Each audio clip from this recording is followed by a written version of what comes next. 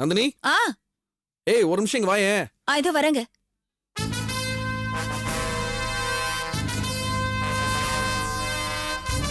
அம்மா போன்மா. அத்தை எப்படி இருக்கீங்க அத்தை? நல்லா இருக்கேன் நந்தினி. சமையல்ல அசத்துற போல இருக்கு. ஐயோ அப்படிலாம் எதுவும் இல்ல அத்தை. வீட்டுக்கு கெஸ்ட் வந்திருக்காங்க, அதான் கொஞ்சம் ஸ்பெஷலா சமைச்சிட்டு இருக்கேன். கெஸ்டா? யாரு? கல்பனாவும் அவங்க அம்மாவும் வந்திருக்காங்க அத்தை. என்னது, மீனாட்சியும் கல்பனாவும் அங்க வந்திருக்காங்களா? ம் போன் அவங்க கிட்ட கொடுமா. ஒரு நிமிஷம் அத்தை, குடுக்குறேன். அத்தை உங்ககிட்ட பேசணுமா? கொடு. என்னங்க, உங்க தங்கச்சியும் கல்பனாவும் விஸ்வா வீட்டுக்கு போயிருக்காங்களாம். ஓ அப்படியா? கொஞ்சம் வெயிட் பண்ணுங்க, ரெடி ஆயிடும். அண்ணி சொல்லுங்க நீ. அண்ணி, நீங்க எப்ப விஸ்வா வீட்டுக்கு போனீங்க? இன்னைக்கு காலையில தான் வந்தோம் நீ. அப்படியா, ரொம்ப சந்தோஷம். நீங்க விஸ்வா வீட்டுக்கு போறதா ஒரு போன் பண்ணி சொல்லிருக்கலாம்ல? சொல்லிருக்கலாம் தான். அது என்னன்னா, கல்பனா ஒரு கம்ப்யூட்டர் கோர்ஸ்ல ஜாயின் பண்ணிருக்கா. அது ஈசிஆர்ல இருக்கு.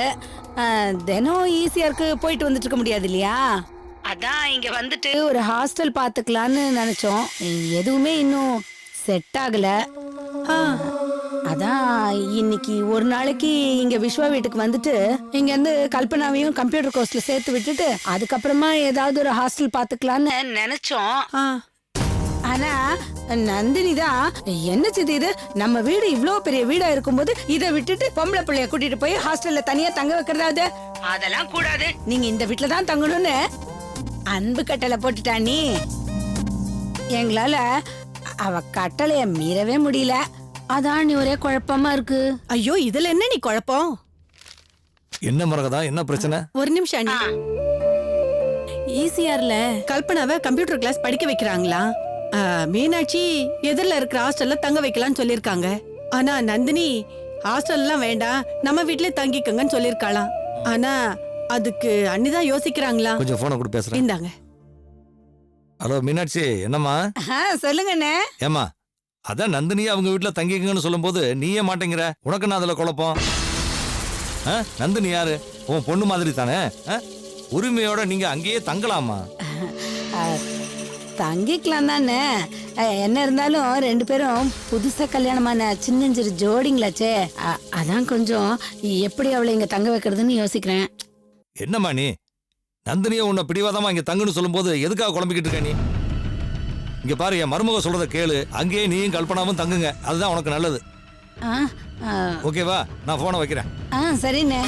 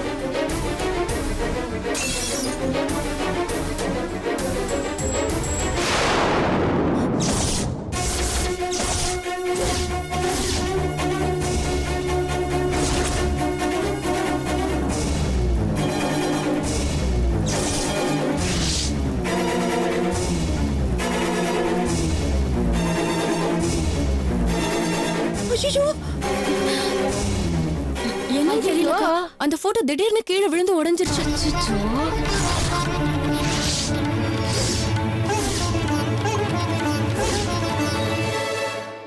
எப்படி விழுந்துச்சு அங்க இருந்து? நானும் இங்கதான் இருந்தேன் மாமா, எப்படி விழுந்துச்சுன்னு தெரியல. கல்பனா, நீ கொஞ்சம் தள்ளி நின்னுக்கோ, கால்ல குத்திரி போகுது.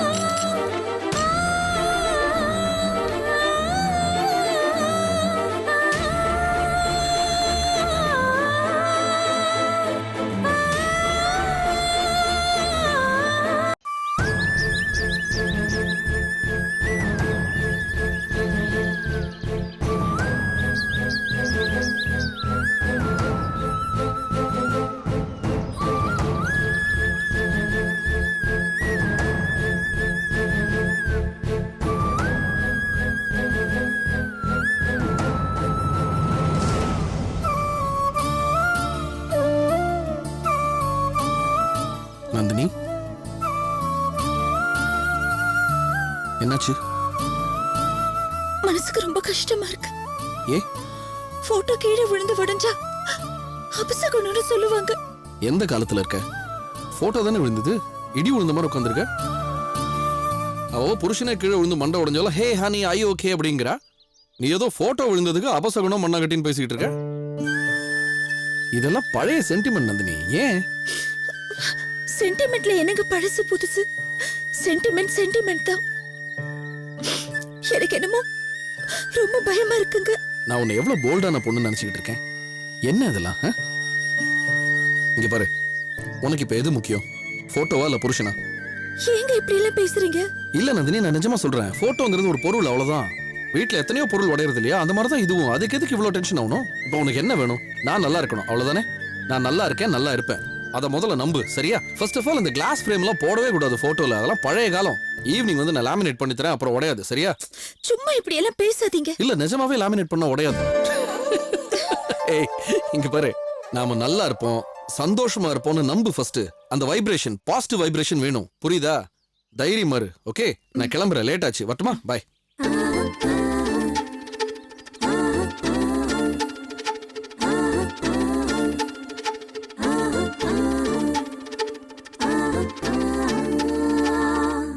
உனக்கு சாதகமா தான் அவன் ஆபீஸும் ஈசிஆர்ல இருக்கு. நீ தினம் அவன் கூடவே போயிட்டு வர்றதும் வசதியா தான் இருக்கும். ம், போலாமா? இத பாரு, அங்க சொல்லி கொடுக்கறதெல்லாம் கரெக்டா நோட் பண்ணிக்கிட்டு வா. ஆ, கிளம்பு.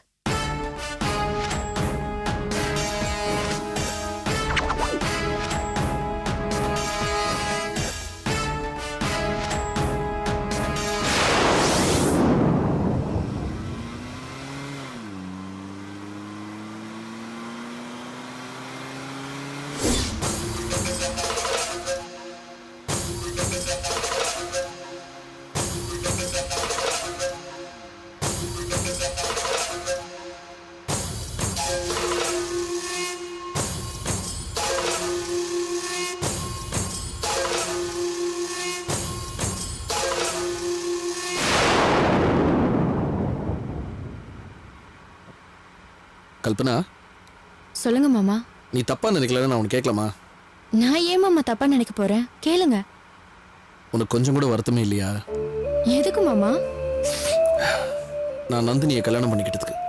இதுல வருத்தப்பட என்ன மாமா இருக்கு? நந்தினி அக்கா பாக்குறதுக்கு நல்லா இருக்காங்க, நல்லா பழகுறாங்க. இது எல்லாமே நல்லா இருக்கும்போது வருத்தப்படுறதுக்கு என்ன இருக்கு? நான் நந்தினி பத்தி கேட்கல, உன்னை பத்தி கேட்கிறேன். என்ன பத்தியா? எனக்கு நீங்க என்ன கேக்குறீங்கன்னே புரியல மாமா. இல்ல கல்பனா, சின்ன வயசுலேருந்தே உனக்கு நான் தான், எனக்கு நீ தான், இந்த பெரியவங்கெல்லாம் சேர்ந்து என்னென்னமோ சொல்லி வளர்த்துட்டாங்க ஒன்று. திடீர்னு நான் இப்போ நந்தினியை கல்யாணம் பண்ணிக்கிட்டேன். கண்டிப்பா உனக்கு வருத்தமா இருக்கும்ல? என்னோட ஆசையை எல்லாம் குழி தோண்டி புதைச்சிட்டு வருத்தம் இல்லையான்னு கேக்குறிய மாமா?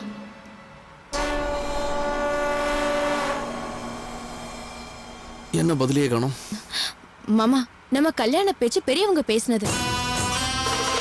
சின்னவங்க நாம அத சீரியஸா எடுத்துக்கிட்டா வாழவே முடியாது மாமா. அவங்க அவங்களுக்கு ஒரு எண்ணம், அவங்க அவங்களுக்கு ஒரு ஆசை. ஒருத்தரோட எண்ணத்திலையும் ஆசையில இன்னொருத்தவங்க குறுக்கிட்டா அது ரெண்டு பேருக்குமே ஆபத்து தான்.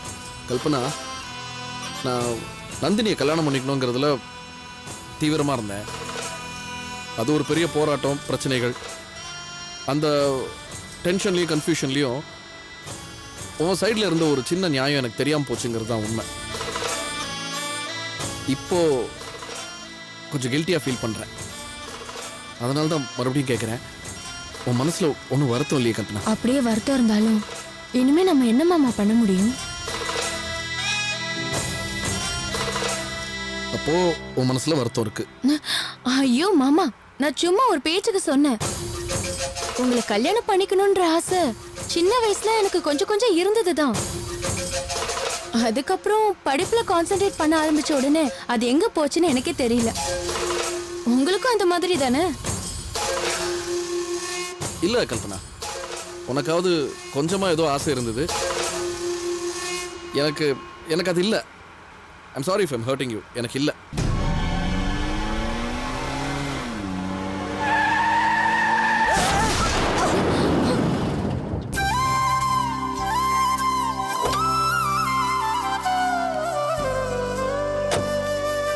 அம்மா என்னமாச்சு? அடி ஒண்ணும் பண்ணலையே? ஆடி எதுவும் பார்த்து படலப்பா. வரக்கூடாதம்மா. மயக்கமா இருந்தது, சாப்பிடல. பசி மயக்கம்மா. சரி இத புடிங்க, அதுல 50 ரூபா இருக்கு. நல்லா இருப்பா. சாப்பிடுங்க போய் ஏதாவது. ஒண்ணும் புருஷ அடிபடலையே? பொண்டாட்டி 2 பேரும் சந்தோஷமா இருக்கணும். ஒரு நிமிஷம் இருங்க. ஏய் விடிய ஏதோ தெரியாம சொல்லிட்டாங்க பாவம். இந்தாங்க, மதிய சாப்பாட்டுக்கும் சேர்த்து வச்சுக்கோங்க. மகராசியா இருக்கணும். என்னாச்சு? நான் தான் கொடுத்துட்டல, அப்புறம் எதுக்கு மறுபடியும்? நீங்க கொடுத்ததுக்காக உங்களை வாழ்த்திட்டாங்க, என்ன யார் வாழ்த்துவா? அதுக்கு தான் அந்த 100 ரூபாய். நான் ஆக்சுவலி பயந்துட்டேன். அவங்க ஏதோ புருஷ பொண்டாட்டி சொன்ன உடனே திட்டுறதுக்கு தான் நீ கூப்பிடுறேன்னு நினைச்சேன். வா. என் திட்டமே அதானே, நான் ஏன் அவங்கள திட்ட போறேன்? அந்த பணம் வாழ்த்துறதுக்கு இல்ல, வாழ்த்துனதுக்கு நன்றி சொல்லதான் அந்த 100 ரூபாய் கொடுத்தேன்.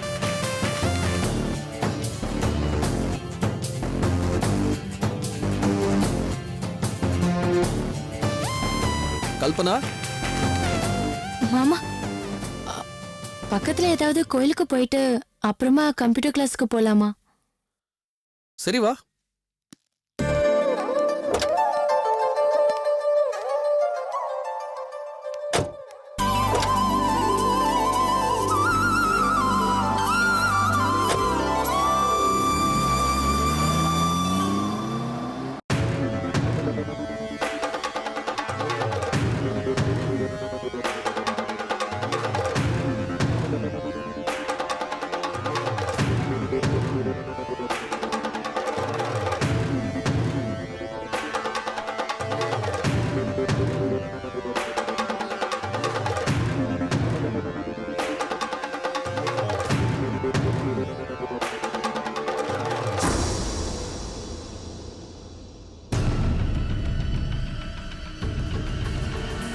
சித்தி, இந்தாங்க காஃபி. என்ன நந்தினி, ஏன் ஒரு மாதிரி இருக்க? ஒண்ணும் இல்ல சித்தி, அப்படிலாம் எதுவும் இல்ல. என்ன ஒண்ணும் இல்லைங்கிற? உன் முகத்தை பார்த்தாலே தெரியுதே. ஏமா ஒரு மாதிரி இருக்க? இல்ல சித்தி, அப்படிலாம் எதுவும் இல்லையே. என்ன இல்லைங்கிற? உன் வார்த்தையில தான் சித்தின்னு இருக்கு. உன் மனசுல அப்படி இருக்கிற மாதிரி தெரியவே இல்லையே. ஏன் சித்தி இப்படி எல்லாம் சொல்றீங்க? பின்ன உன் மனசுல ஏதோ கஷ்டம் இருக்கே, அத உங்க அம்மா மாதிரி என்ன நினைச்சுக்கிட்டு நீ என்கிட்ட சொல்லலாம்ல.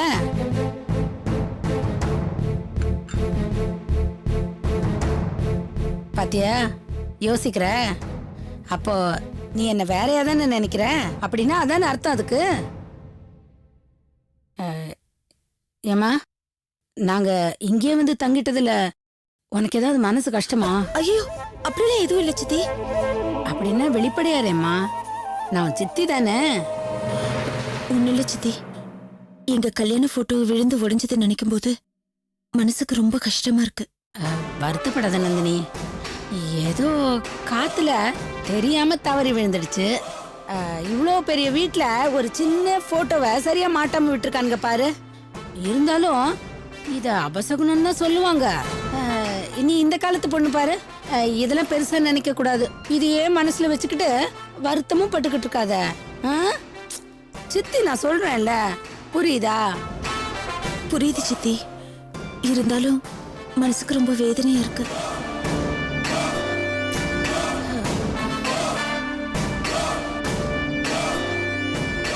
போட்டோ விழுந்ததுக்கே வருத்தப்படுறேன்னு சொல்றியே, நாளைக்கு இந்த வீட்டை விட்டே போக போறிய, என்ன பண்ண போற? காலிங் பெல் அடிக்குது, யார் வந்திருப்பாங்க? தெரியலையே சித்தி. விஸ்வாவா தான் இருக்கும். அவர்தான் காலையிலேயே வேலைக்கு போயிட்டாரு. என்ன நீ புரியாத பொண்ணா இருக்க? புதுசா கல்யாணமான புள்ள, உடனே ஆபீஸ் போயிடுவானா? அத மறந்துட்டு இத மறந்துட்டேன்னு ஏதாவது ஒரு சாக்கு சொல்லி பொண்டாட்டியை தான் பார்க்க வந்திருப்பான். இல்ல சித்தி, அப்படியெல்லாம் எதுவும் இல்ல. இத என்கிட்ட கூட போய் பாரு, அவனாதான் இருப்பான்.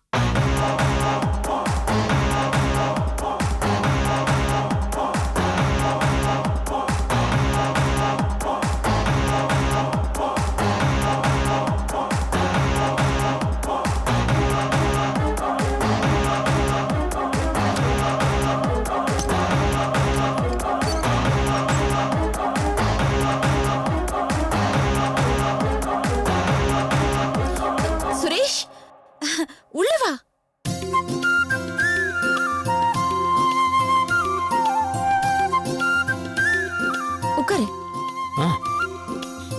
நீ உட்காரு நந்தினி. எப்படி இருக்க சுரேஷ்? ம் சுரேஷா இப்ப இருக்கேன். விஸ்வா இல்லையா? யாரும் தெரியல. என்னாச்சு? ஏன் ஒரு மாதிரி டல்லா இருக்க? ஆ? இல்லையே, அப்படிலாம் எதுவும் இல்லையே. உங்க அக்கா எப்படி இருக்காங்க? அவங்களுக்கு என்ன, நல்லா தான் இருக்காங்க. அப்புறம் சுரேஷ், எங்க வீட்டுக்கு போனியா? எங்க அப்பா அம்மா அக்கா தங்கச்சி எல்லாரையும் பாத்தியா? ஆ போனேன். எல்லாருமே உன்னை மொத்தமா மிஸ் பண்றோம் நந்தினி.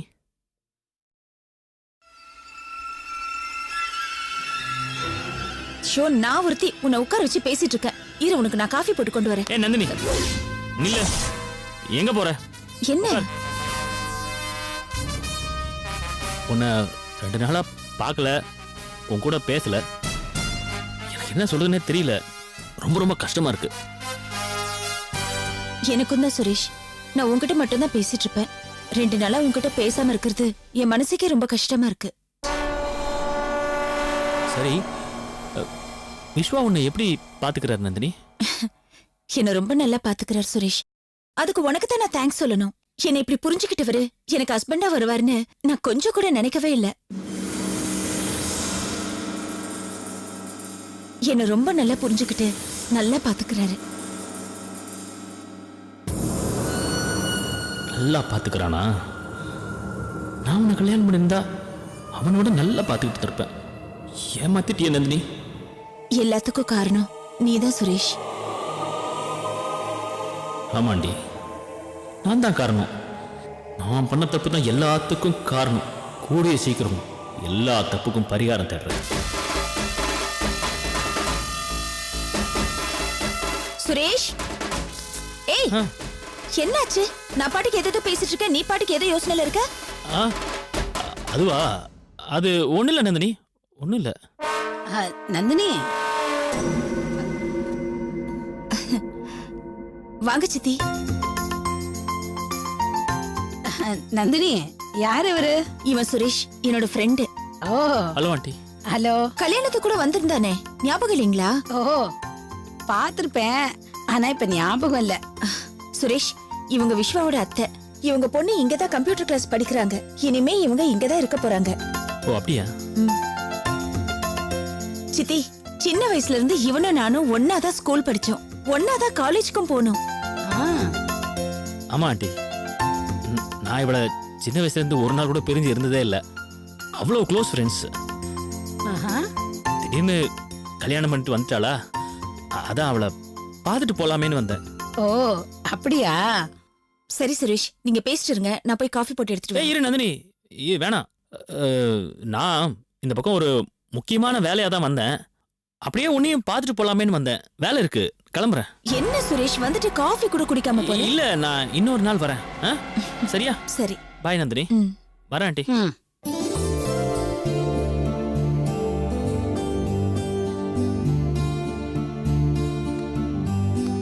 வரேன் நந்தினி, வரேங்க. தம்பி ஒரு நிமிஷம்.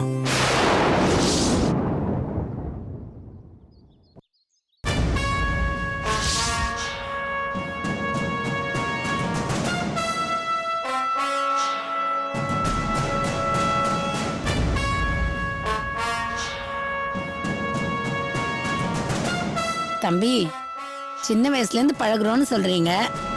நாங்க வந்துட்டோங்கிறதுக்காக கூச்சப்பட்டுக்கிட்டு இந்த பக்கமே வரக்கூடாதுன்னுலாம் முடிவெடுத்துறாதீங்க.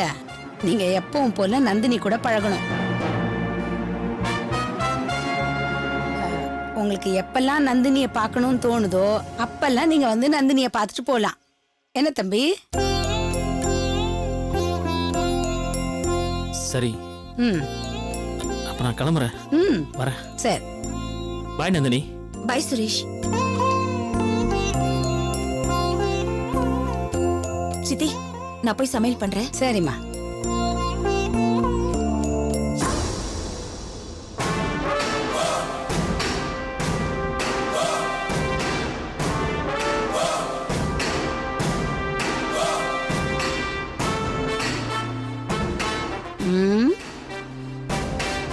என்னமோ ஒன்னா படிச்சோம், ஒன்னா சாப்பிட்டோம்னு சொல்லி இவ்வளவு நெருக்கமா கைய பிடிச்செல்லாம் பேசுறான். என்ன விஷயம் தெரியலையே. இவன் விஷயம் ஏதாவது மாட்டுச்சுன்னா அதை வச்சு புருஷன் பொண்டாட்டி 2 பேரையும் பிரிச்சிடலாமே. ஏதாவது விஷயம் மாட்டும். மாட்டாமையா போயிடும்.